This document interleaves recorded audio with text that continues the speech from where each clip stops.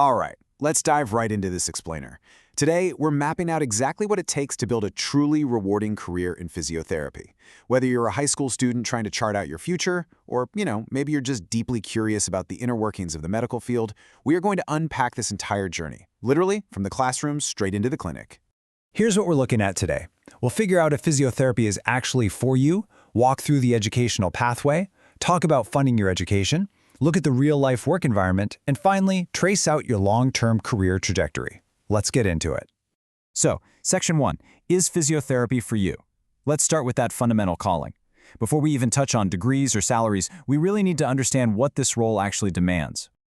Think of a physiotherapist as the ultimate bridge to recovery. I mean, when an injury totally disrupts someone's life, you are the professional stepping in.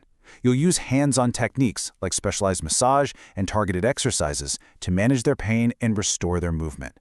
You're quite literally giving them back their independence. How amazing is that?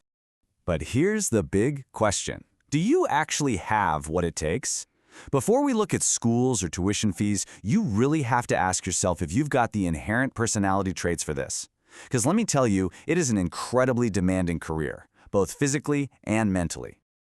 Obviously, physical fitness is a must. You're going to be on your feet all day, physically supporting patients and demonstrating exercises. But you know what's equally vital? Being a phenomenal listener and a critical problem solver.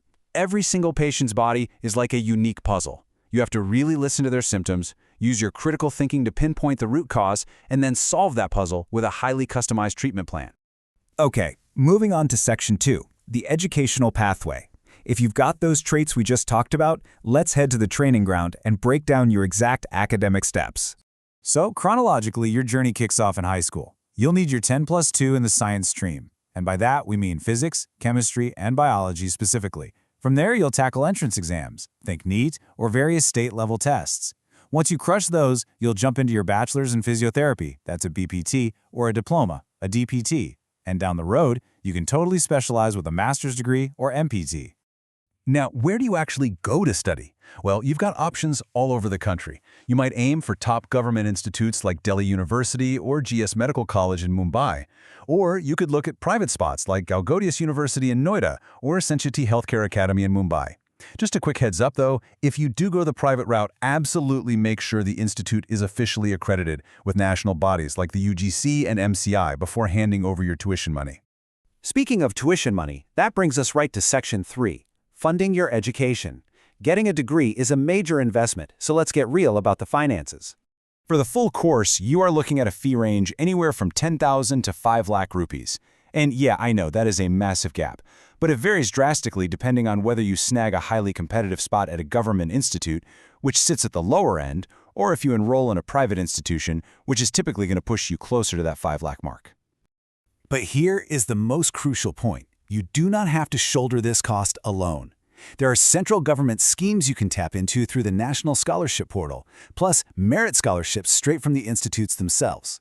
Need a loan? Check out the Vidya Lakshmi Education Loan Portal. Oh, and if you're in states like West Bengal, Bihar, or Odisha, they actually have specific low-interest student credit cards designed purely to help you manage this exact financial burden. All right, Section 4, the work environment.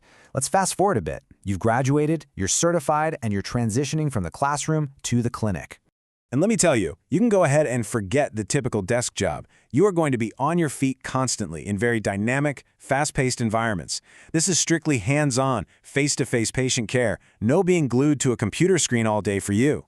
Now, the schedule is demanding for sure, but it's also incredibly vibrant. You might find yourself working in a hospital, traveling with a sports team, or running sessions in a rehab center. You'll likely be on a shift system, working maybe 6 to 7 days a week for 8 to 9 hours a day. But it is super flexible. Part-time, contractual, and self-employed setups are really common. And I love this part. There are very real, viable opportunities for differently abled individuals to absolutely thrive and build brilliant careers in this field too.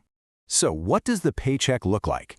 Starting out, you can expect a baseline monthly salary somewhere between 5,000 and 50,000 rupees.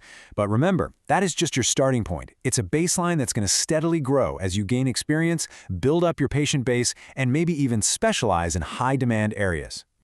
Which naturally leads us to Section 5, your career trajectory. Let's look past that initial starting salary and map out the long-term horizon. Where does this path actually lead? Well, your career definitely doesn't just stall at graduation. You'll start out as an entry-level intern, right? Then you become a full physiotherapist and eventually step up to a senior role. But it doesn't stop there.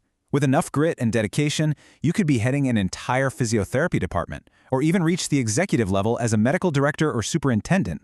The upward mobility here is just incredibly clear for those willing to put in the work. To really prove what's possible, let's look at an example straight from the field. Dr. Masuma Ladiwala.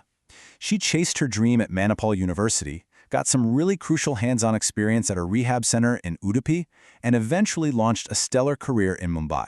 During her early internship, she made sure to expose herself to a huge variety of really challenging cases. And that foundational grit, that's exactly what allowed her to eventually build a practice in Mumbai and become an award-winning celebrity physiotherapist. I think her quote here hits the nail on the head. She says, "There is no better feeling than helping people to live normal, healthy, and pain-free lives." When you look past the dense science textbooks, the stressful entrance exams, and those long clinical shifts, the core of this profession is just so deeply human. You are literally giving people their lives back. So, there you have it. We've mapped out the essential personality traits, the entire academic blueprint, the financial realities, and the incredible, rewarding career horizon waiting for you. The world has honestly never been more in need of dedicated professionals who are ready to heal and restore human movement. You've got the roadmap in your hands now. The only question left is, are you ready to take that first step?